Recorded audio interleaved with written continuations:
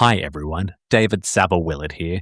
Before you dive into today's episode of Cyber Voices, I just want to give you a quick heads up that my guest and I do discuss at one point in the episode a sensitive topic, and that is the topic of suicide.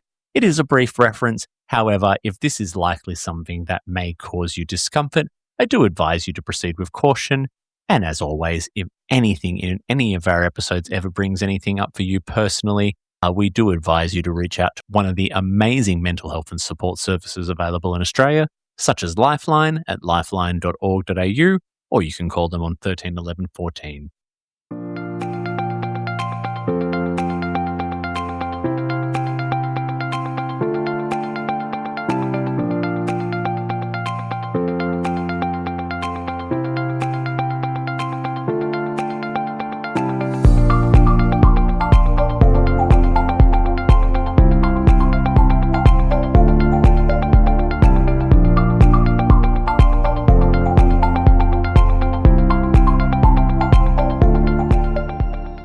Welcome back, everyone, to Cyber Voices, the official podcast of the Australian Information Security Association, also known as ASA. I am your host, as always, David Saber-Willett, and it is my pleasure to bring you the diverse voices of the Australian cyber community. And I'm doing so today from Canberra CyberConnect 2026, which is an inaugural event, first time that we've run CyberConnect here in Canberra.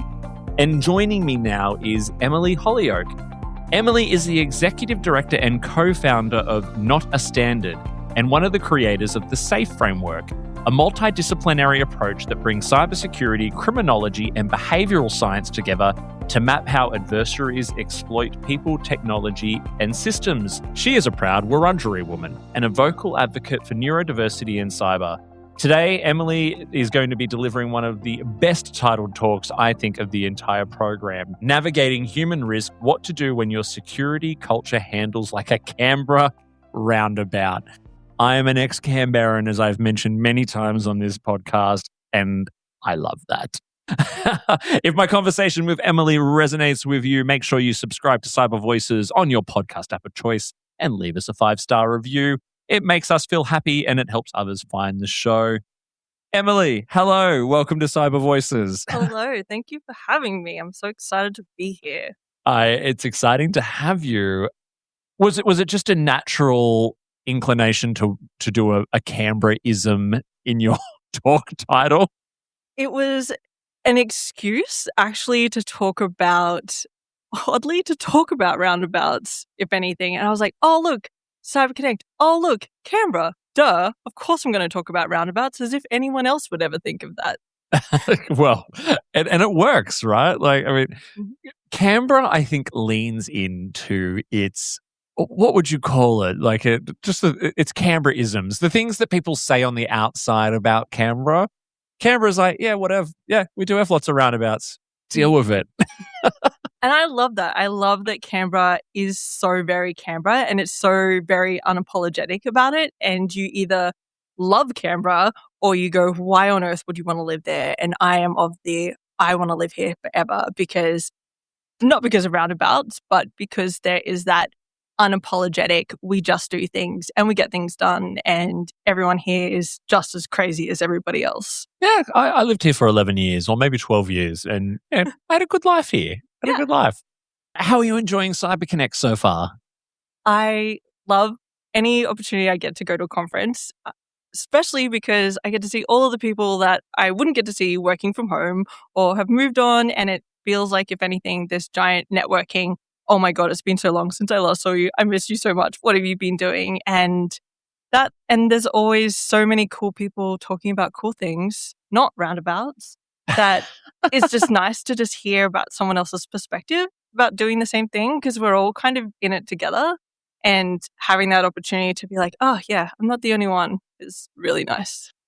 That is exactly the same way I felt when I first showed up to an ASA event. Like way back in 2019, it was CyberCon. I'd just been appointed CISO quite unexpectedly for the first time. And imposter syndrome was going into overdrive. And when I arrived and I saw all these other people who were dealing with the same things, and didn't have the same answers that I didn't have and had arrived to find them, I was like, oh, actually, maybe I'm going to be okay at this. You would have been fine. And yeah. And it's exactly that, right? You don't realize that so many people are in the same boat, because if we knew what the answer was, it wouldn't be a problem in the first place. We would have figured out some solution. And you don't often get that when you're in your bubble, because we have serious jobs and there's lots of things on the line. And finding people who are in the same boat as you in the outside world is not always so easy. And yeah, CyberCon is the gabfest of all gabfests. And it's nice to not be alone for once. Yeah. And it's good to see Canberra coming out and supporting Canberra Connect, a brand new event, which is all about, creating a space for industry and government to engage in the way that Canberra does. And it's good fun out there. But I want to talk about your talk title, which I've already said and gushed over many times, is genuinely brilliant. But set the scene for us. What does a security culture that handles like a Canberra Roundabout actually look like inside an organization? And how do you know if you have one? Well, it's not even just roundabouts. It's about design and designing systems that function in the way that environment needs it. And as security practitioners, we try to find the solution. We're always looking for someone to tell us what the answer is. And you can't get that. And consultants, I'm a reformed consultant and recovering still. We always... My commiserations to you. Thank you. We offer solutions based on what we know, but if we don't know everything, it comes back to bite us, really, because people go, it didn't work. Like, yeah, because we don't have all of the same context that you do. And it's up to you as the leaders, really, to know your environment and know what's needed. And so this talk, spoiler, is not just about roundabouts, but how do we design systems? So one of my favorite things before I got into cybersecurity was actually structural design, because, we all came from somewhere doing something completely random from what we do. And there's a Danish traffic engineer, his name is Hans Monderman, and he came up with this concept, even though it'd been around before him, called naked streets. And the idea was not removing controls, but creating such an environment where people have to think about the environment that they're in and use their brain, critical thinking and that sort of thing. And Bundas Street in Canberra is a naked street. That's the point. You got to slow down. The architecture is designed so that you're forced to slow down and pay attention to what's going on around you. And the purpose of that is so that you have people in cars and, not buses, but every other type of transportation all in the same space, and they can do so safely because they're forced to slow down. They're forced to be aware of their environment, versus our lovely roundabouts, which are all about getting people from A to Z or A to B, where they can be on autopilot. We don't need them to think about their environment. And the same thing goes for security culture. Sometimes you want people to slow down, especially when there's a whole different way of doing things. And other times, an MFA alert, for example, that's your roundabout exit. You okay with them just knowing the next step and going as far as they go, versus a phishing email. You want them to be aware of their surroundings and the context and what's going on. And thank you for explaining the roundabout metaphor to me. No, it actually, because I was wondering, I was so genuinely curious about what that angle was going to be. And you're right, those roundabouts, especially in Civic here, they are enormous, but you coast right through them, right? So, I mean, you do talk as well about, this is a security culture thing, right? So you obviously don't want your security culture to be a roundabout. Yeah. It needs to be a Bundas Street. And you need to come to Canberra to really understand what that means. But I think you explained it quite well. What are some examples you've seen of a roundabout security culture versus a Bundas Street civic security culture? Well, they both exist for a reason. And there's a lot of different design thinking. And there's a great example called thinking fast and slow. You have not thinking and you have thinking, where you want someone to have critical reasoning. And that's where, so for Bundas Street, which is, open space, you've got a lot of pedestrians, you've got cars coming through, cars that really should be paying attention. And that takes a lot of cognitive load. You think about an analyst, for example. We often talk about decision fatigue and alert fatigue, and you have people who need to use their brains a lot to come up with the solution. So that's where you would have something like one of those open spaces or a naked street, as Munderman would put it, but only for a specific subset of people who already have a higher baseline understanding of the environment that they're in and they're able to respond. And you would only let them be in that space for a short amount of time. It's the reason why all of our streets have lines along the side and we don't let pedestrians walk everywhere, is because you want people to protect their cognition. You want people to protect their brains and use them for when they need them most. Whereas your everyday user, you don't want to give them Bunda Street. You don't want to stick them in the middle and be surround them with all of these spam and phishing emails and go, tell me which one's the right one. You want them to just be safe. Mm-hmm. You want to make sure that they have everything that they need, that they are able to respond if some guy comes up behind them and isn't indicating. But at the same time, all you want them to be able to do is do their job and do it safely. And so that's a balance that you need to find. Yeah, and I'm curious to kind of get your thoughts on what that balance looks like, because I've had this conversation at work recently where people have been challenging me on the email phishing simulations and all that kind of stuff, and the training that comes up from it. And and I actually respected this feedback that I got, and it was, well, people are busy enough as it is. And now they've got to worry about you throwing fake emails at them too. And then you got to do the training because they didn't recognize that it was a fake email. It's a damned if you do, damned if you don't as well. What's some examples you can give around designing security controls and systems that enable that more efficient roundabout? People do their jobs and do it safely and don't step out into the streets, because why would you? Please don't step out into traffic. That's a really silly idea. It comes down to the environment you're in. You're a CISO, you know the environment, you know it better than everybody else. You know what your crown jewels, you know the things that you need to protect, you need to know what's at stake. There's a lot of behavioral psychology around when we tell people certain things and how we help them make decisions. One of the things that I found back in the day is when I started teaching people about how to be safe at home, they were more safe at work.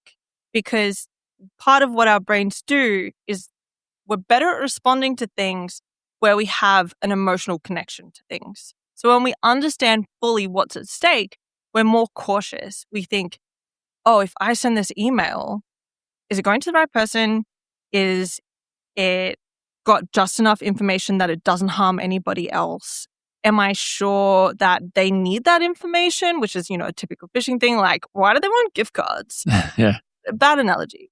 But if people understand the context, and it doesn't need to be super big, you need to tell them, APT 28 is targeting blah, blah, blah. They don't need to know that. They just need to know what is important for them, what it means if something was to get out. A really bad and horrible story example of this is around data breaches. We think of data breaches as spreadsheets full of data and money that goes away. We don't think about the fact that when that data goes into the dark web or wherever it goes or is released, that's someone's personal information that could put them in harm's way. So, for example, many years ago, when the royal family had one of them, I don't know, don't follow that too much, but one of the royal family had a baby, and there was a nurse, and it was an Australian radio station, and they called up pretending to be a member of the royal family asking for information about this baby. It was then put on live radio. That nurse took her own life because she released that information that she shouldn't have. Wow. Right? And is that not that's a prank gone horribly wrong, but also, the same thing that could happen to someone who accidentally transfers money to a deepfake CFO, right? Yeah. And they lose their life savings, which is another example. Another example is there was a case, I think it was in Canberra or Melbourne, and this was just about what information we put out there publicly. So Australian cricket, and community cricket, there's nothing against Australian cricket. I love those guys. Not that I actually love cricket, but the people, they're great. Okay. Community cricket, they share all of the games online because we want to be able to know when our kids are playing cricket. How else are we going to find that out? A father who was estranged from his child, there was a domestic violence order out between the mother and the father. The father went to the child's game. They found the information online, publicly available, took the child and unalived the child. They Right. murdered their own child. Right. Because they were a mental health episode, but it's another example of how we need to be careful about how can this information be weaponized. Now, that wasn't a data breach. That was just something that's publicly available. And But the thing is that when we're not conscious of what information we're sharing, we're not conscious of what harm can be done. It's like sharing your full bank card number online. You don't think, oh, it's fine, no one actually heard that thing. But then if you start rattling off your BS, your expiry date and that weird number on the back, and someone happens to just have their phone open at the same time, that's your card details gone. Right? Yeah. And that might not mean anything, but in other cases, there are lives at stake. And I don't want to say to everybody, go and scare the bejesus out of everybody, because that's also doesn't work. But encouraging people to think about, right, we're doing it this way. Is there a better alternative? Is there a better, more secure way we can do this? And that's often all people need. It's just an opportunity to slow down, think, is this the right way I should be doing this? And having the safety within themselves and within their team to ask the question otherwise. Hey, sorry to interrupt the interview. I know you're loving it, but a quick word before I let you get back to it.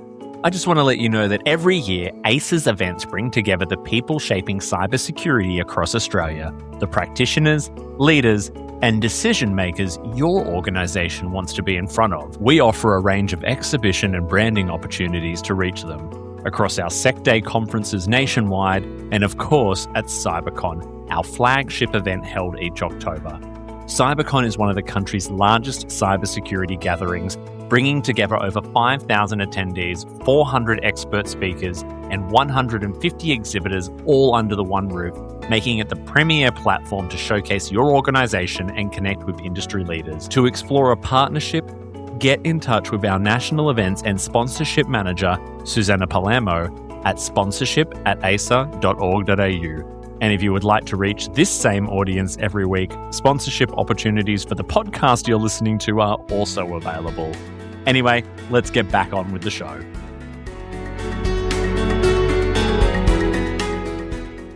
And this speaks, I think, a little bit to the SAFE framework, right? Because through that framework, criminology and behavioural science has been pulled into the cyber conversation.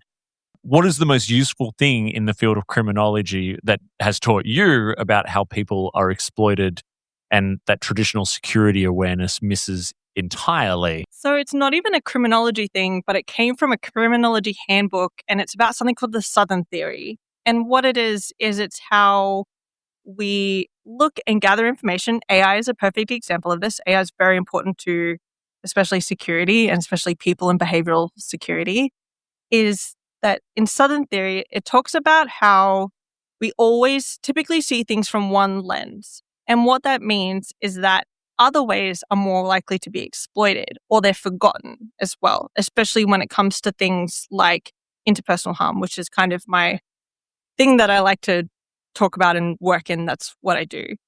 But what it also opens up is things such as the normalization of deviancy, which is when we accept a certain level of behavior and people exploit that and they push it. And that's not necessarily a criminology thing. It's just about the way that we interact with other people. And there's other theories like the Overton window, which is really great. It's very topical because politics at the moment. And what it is that we're willing to accept and what we are willing to let people get away with means what we are willing to expose ourselves to, which could be even worse. Right. So how long have you kind of spent in this space? Because the SAFE framework, is it relatively new? About 10 months now. We've kind of had what we call the SAFE framework, but it's been one of those iterative things where it's been talked about and working on and kind of thinking about, well, why do people do what they do and how do they harm one another? But it actually came out of random talk that I did once about, because I love to talk about random things that don't make any sense, is why security practitioners are the best placed people to prevent tech-facilitated abuse. And it was, I made some joke about being a keyboard warrior, because it's true. Like, our job is to talk about how people do naughty things. And if we were to use our brain a little bit more towards that people side, it would actually probably make cybersecurity a lot better as well when we talk about fraud and human risk, especially, as well as how AI models are exploited, because they're really susceptible to social engineering. AI models are based on humans, based on what we talk about and what we think about and what we share. So the same goes for both. But yeah, SAFE itself, though, To answer your original question, SAFE has been around for about 10 months, but has since evolved into a full threat intelligence platform for interpersonal harm. Wow. And it sounds like you're really focused on how security awareness and security education and just general design of security products kind of can cross all of humanity and all of its beautiful variety, which brings me to, I was doing some research into your good self and could see that you're a strong advocate for neurodiversity in cyber. Yet most human risk programs are still focused on the individual user. How do we design human risk strategies and programs that work for real people I love and that. in all its variety? I always say that we're doing cybersecurity for actual humans. I think one of the things that we kind of forget is that it's like the Matrix. We're very much part of the same systems that we're trying to protect.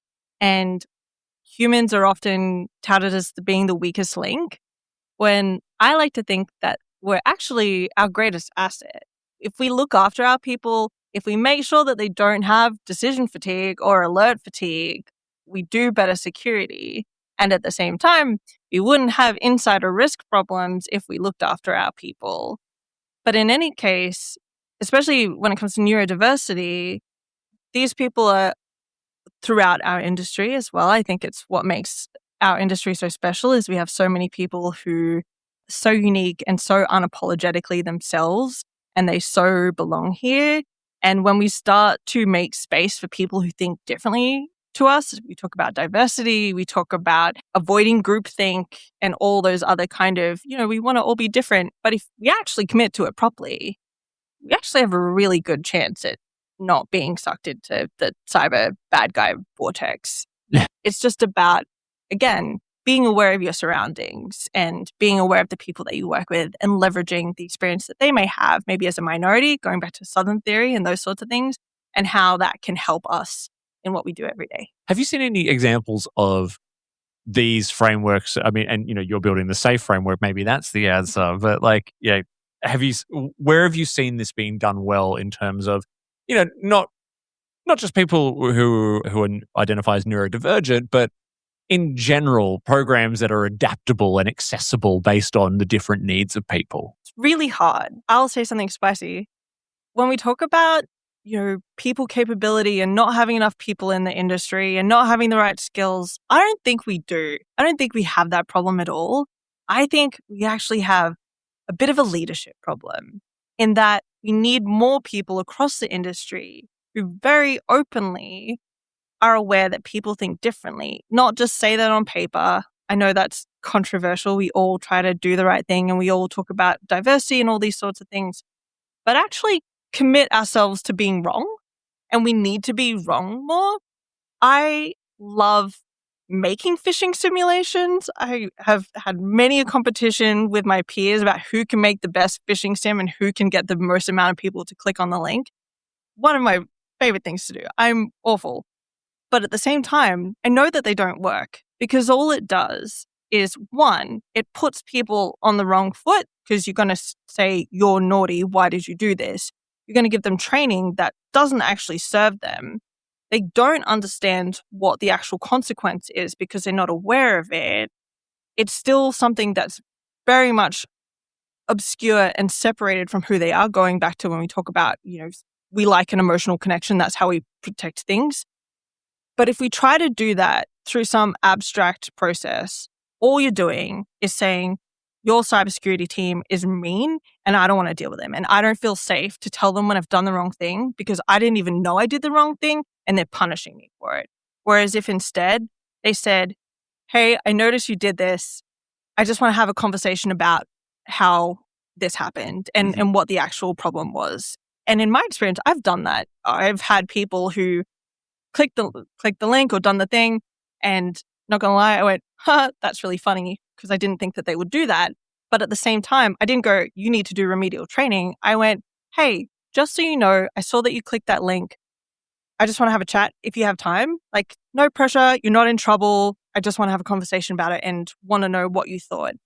And that has made the most amazing allies for our security team. Like, they're the people that go, hey, I spoke to the security team. I spoke to Em, and she said, this happened, and I didn't even know that was a thing. And I'm like, yeah, cool. I was like, cool. Now you're my friend. Let's go make friends with everybody else. And it goes back to make them feel smart. Yeah. Everybody wants to feel smart and feel included. Like, that's the fundamental human thing, is we want to be belonging. And same goes to what I was saying before about, if we teach people to be safe at home, then they're safe at work, right? If they understand what the impact is for their families, then it's going to make them more aware at work. And that's the really nice thing, is you're also kind of doing a community service thing where you're making sure that they're not getting hacked as well. Yes. Yeah, exactly. And there's been a big theme actually today across a lot of the people who've come in to talk at CyberConnect on the podcast around just human connection, bringing everything back to people and understanding people and caring for people. And to actually just give them a call and say, I'd like to have a chat to you about this. You're not in trouble. Good to lead with that. Because it does, even though we stress it over and over again, I know from talking to some of my colleagues that when they've fallen for the phishing simulation, they still get this real sinking bad feeling. And my colleagues who know me well will often go, I feel like I let Dave down and all this kind of thing. And I'm like, he didn't let me down.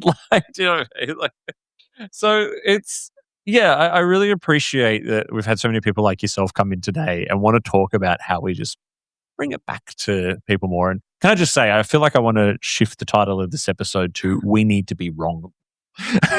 Yes, it's so true. We do need to be wrong more. And one of the things that I think makes this industry special is we are so aware of how important community is. I mean, we have more conferences than any other industry, I swear. And we all know each other and we all care. And like you were talking about before, about finding people that have the same issues as you going on. Because if we knew the answer, then we wouldn't have the problem in the first place. We wouldn't be talking about it. So I feel like we're kind of lucky in that sense as well. We are indeed. Final question for you. Got a CISO starting a new role. They've got to get their 30-day plan in place, as they often do. They need to move the security culture of their new employer from being chaotic from Bundas Street to a roundabout. Where do they begin on Monday morning? Great question. Firstly, remember that your people, unless they're your cybersecurity team, are not security experts. It's not their job to be a security expert. There's a reason why they're in a car and not on a motorbike going around Bundas Street. It's your job, I like to think, to essentially get on everybody's side. And I know that's really hard to do and there's a lot of things going on. But having your people know that when they screw up, they can go to you is the greatest possible thing. And I've seen it time and time again on both sides. When you have someone new come in and they are like, oh gosh, I've got this from it. It's massive. I need to deal with this. And they're all the way over here doing all that hard stuff. I totally get it. But the one who slows down and goes, I'm going to go introduce myself to people. I'm going to go make myself accessible to people.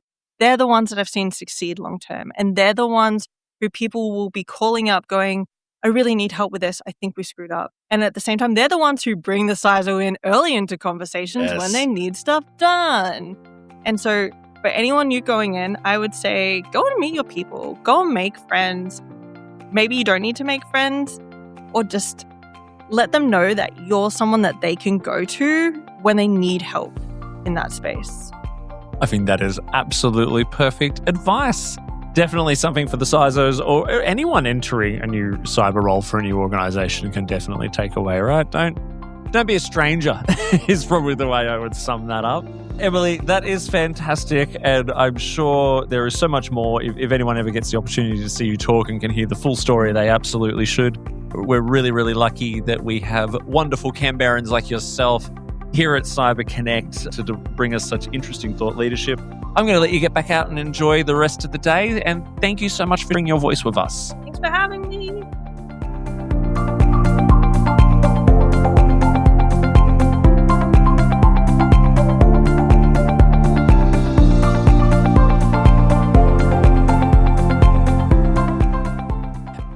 Thank you for listening to another episode of Cyber Voices. Our music is by Sanar Garut, our show artwork is by Studio Quarantine, and we record our show at This Is a Studio in Pran, Melbourne, part of Pot Plant Productions. please make sure you follow the show on your podcast platform of choice and leave us a 5-star review. This will help others find the show. Also, please follow the association on LinkedIn and Instagram. If you want to add your voice to our ever-growing chorus of diverse cyber voices, have questions, feedback, or would like to be a sponsor, you can do so by emailing us at cybervoices@asa.org.au. That's cybervoices@aisa.org.au. Are you an ASA member? If not, you should consider joining our network of over 12,000 members across Australia. An ASA membership can open doors, build professional networks, create lifetime friendships, and offer exclusive training, events, and other perks. Become a member today by heading to our website at asa.org.au. That is all for today. I hope you will join us again next time on Cyber Voices.